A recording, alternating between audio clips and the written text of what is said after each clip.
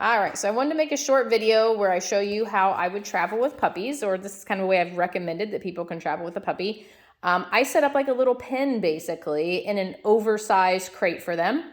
This is a crate that you could reuse as an adult, or as your puppy gets to be an adult, without the litter box, just have their bed and their toys and things in there for them. But as a puppy, you can use it when you're traveling with them. It is a little bit big for a toy fox, really. It's a lot more crate than they would really need as an adult dog, but it works great. It fits in the back of most people's cars, like in the back seat. I have a small SUV, fits perfectly in the back seat of my SUV. So what I do is I just have this cat litter box in the back here, and I just measured, I wanted one that would fit nice and snug in there. I don't have a lot of wasted space or anything. And it takes up about half of the inside of this crate, maybe a little bit less than half. They probably have a slightly bigger bed area than they do have a potty area, but I want it to be about half and half, ideally. So I measured and found one that was, a nice width for my crate this way. It's actually made to sit. If the cat was going to use it this way, there's like a little shorter lip for the cat to come in and out. But if I turn it this way, I have a lot of wasted space on the sides. Plus, it takes up a lot of this like bed area in the front too. And it's still way too high for a puppy to jump over. So I turn it this way. I have a little hand saw that has a blade on it that's made to cut like plastic, like PVC pipe. And I just make it cut down. And then I use some tin snips. I'm sure my husband loves it when I borrow his tools. And I just cut, across this way. It's not a perfect cut, but it works. The puppies you can see have kind of chewed on the edges of this a little bit. So I have a nice thick fleece pad here. So you can see as I move it around, I'm pushing on it pretty hard. Like it stays firm in there. It doesn't like slide out from underneath them. So this is a great way for your puppy to have a safe place to travel that keeps them off the ground where they could possibly pick up parasites, bacterial illnesses, viral illnesses, because when you bring a new puppy home, in most cases, they are not fully vaccinated. So I also keep this little pen, this crate, if you want to say, in my car most of the time. And my adult dogs, as I'm traveling with them, like to dog shows, or just if I'm, taking them along as we're going someplace with us for the day, it gives them a place to potty too. My adults that know how to use a litter box, if we're on the road, they can just have a nice safe place to go as well. So that is that. This crate is the crate that you would probably use for like a small border collie or maybe a large cocker spaniel or a large beagle.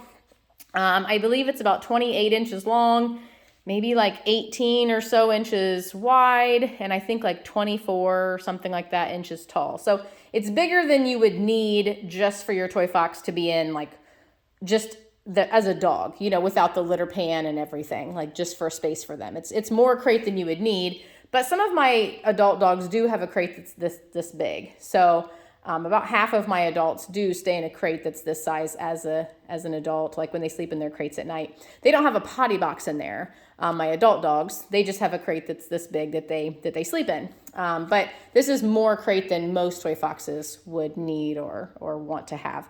But you can reuse it as your dog as an adult. It wouldn't be an appropriate size to have as a puppy without the litter pan. It would just be way too much room for the puppy in there, and they're going to have potty accidents. They're going to like pee in the front and lay in the back, or vice versa.